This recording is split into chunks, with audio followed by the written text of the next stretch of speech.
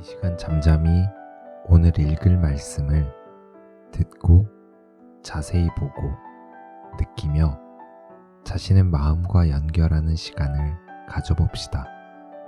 사순 제5주 오늘의 말씀은 요한복음 8장 1절부터 11절 말씀입니다. 요한복음 8장 1절부터 11절 말씀입니다. 말씀 가운데 마음에 연결되는 단어나 문장이 있다면 3번의 독서 동안 중간중간 기록을 하시거나 기억함으로써 그 말씀들을 마음과 연결시켜 봅시다.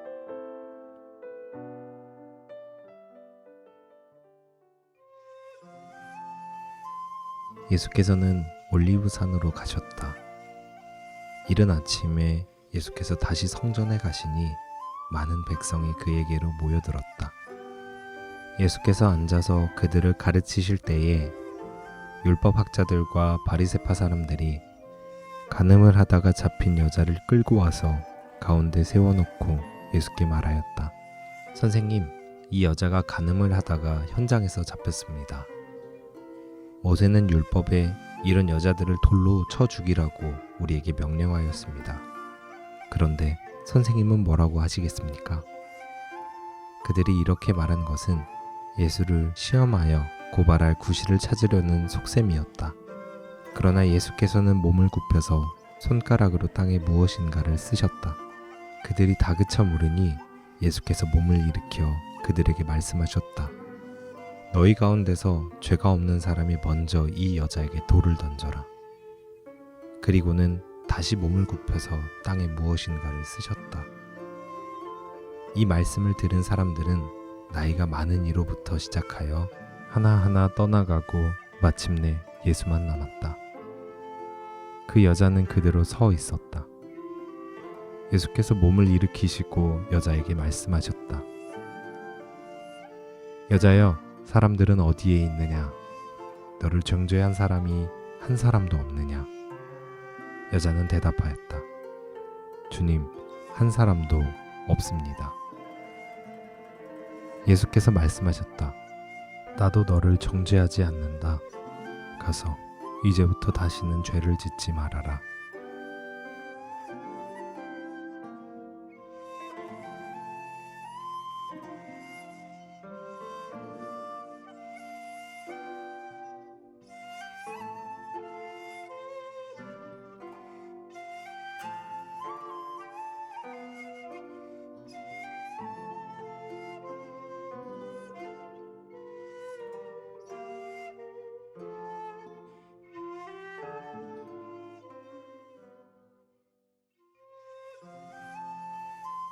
예수께서는 올리브산으로 가셨다.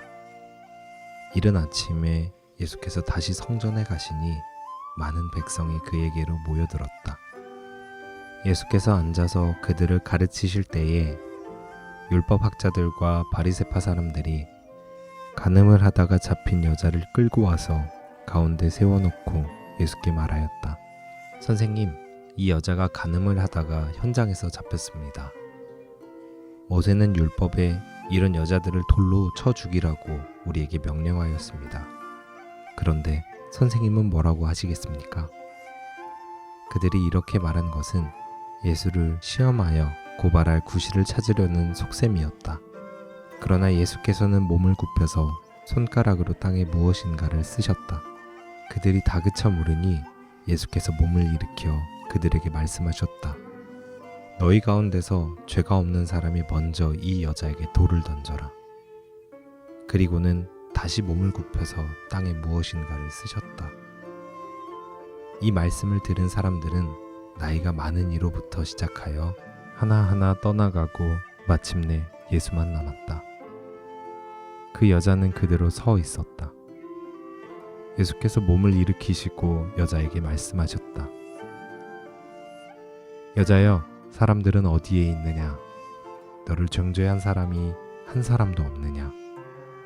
여자는 대답하였다. 주님, 한 사람도 없습니다. 예수께서 말씀하셨다. 나도 너를 정죄하지 않는다.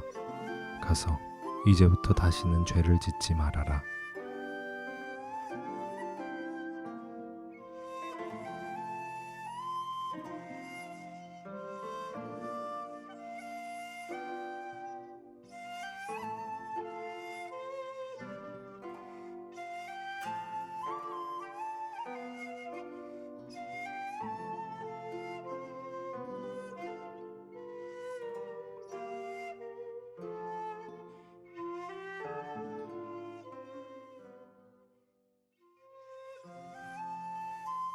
예수께서는 올리브산으로 가셨다. 이른 아침에 예수께서 다시 성전에 가시니 많은 백성이 그에게로 모여들었다.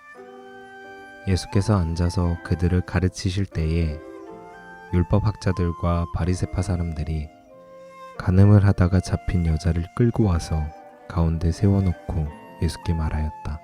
선생님, 이 여자가 간음을 하다가 현장에서 잡혔습니다. 모세는 율법에 이런 여자들을 돌로 쳐 죽이라고 우리에게 명령하였습니다. 그런데 선생님은 뭐라고 하시겠습니까? 그들이 이렇게 말한 것은 예수를 시험하여 고발할 구실을 찾으려는 속셈이었다. 그러나 예수께서는 몸을 굽혀서 손가락으로 땅에 무엇인가를 쓰셨다.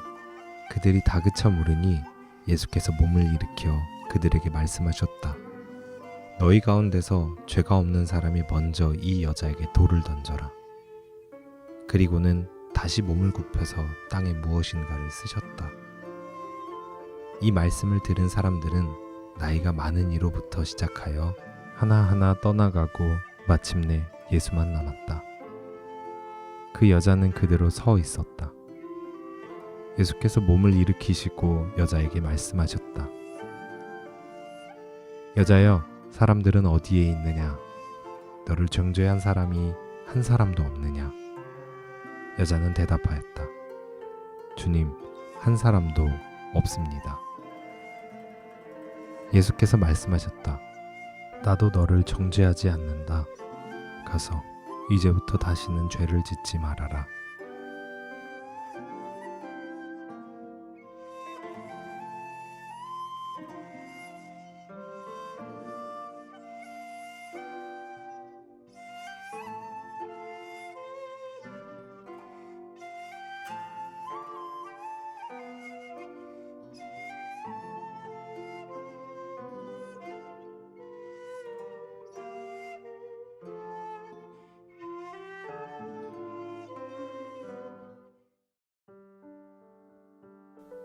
오늘의 묵상입니다. 회복적 정의는 행위자가 처벌과 응징을 받는 것은 당연하다는 사법제도를 넘어 잘못된 행위에 대한 성찰과 책임의식을 가질 수 있는 기회를 제공합니다. 자신의 잘못된 행동으로 인해 피해자가 얼마나 큰 피해와 상처를 입었는지, 공동체에 어떤 영향력을 끼쳤는지에 대해 성찰하게 합니다. 행위자, 피해자 모두 존엄한 존재로 보며 상호 관계에서 진심 어린 사과, 화해, 책임의식이 수반될 때 진정한 회복과 치유가 일어나게 됩니다. 본문은 예수님이 간음한 여인에 대한 회복적 정의의 관점을 잘 보여주는 예입니다. 율법학자와 바리새인들은 모세의 율법에 의해 죄 지은 여인을 어떻게 하겠느냐며 예수님을 시험합니다. 그들은 법 준수를 위해 가운데 여인을 세워놓고 사람을 죽이는 일에 열중하고 있습니다. 하지만 예수님은 이미 죽이려고 작정한 이들에게 무엇을 말해도 들리지 않으리라는 것을 아셨습니다. 진퇴양난의 문제 앞에 예수님은 새로운 관점으로 정의합니다. 너희 가운데서 죄가 없는 사람이 먼저 이 여자에게 돌을 던져라. 누가 누구를 정죄할 수 있단 말입니까? 예수님은 여인을 향한 무언의 경청과 공감으로 상처받고 모멸감에 잠긴 그 여인을 품에 안으십니다.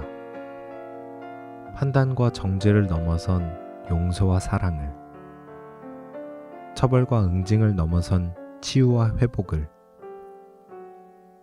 좌절과 절망을 넘어선 용기와 자유함을 여인에게 주십니다. 주님, 한 사람도 없습니다. 드디어 여인은 내면 깊은 곳 중심에서 나로 말하고 행동할 수 있게 되었습니다. 그 여인의 삶은 해방의 삶이었을 것입니다.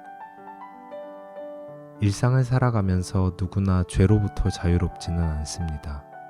순간순간 주님을 알아차리고 주님의 말씀을 잘 경청할 수 있다면 예수님을 따르는 일은 즐겁고 자유로울 수 있을 것입니다. 주님, 아무것도 정죄하지 않는 사랑으로 인해 큰 위로와 힘을 얻습니다. 넓은 품으로 안아주시는 주님으로 인해 용기와 담대함으로 살아가게 하여 주시옵소서. 아멘.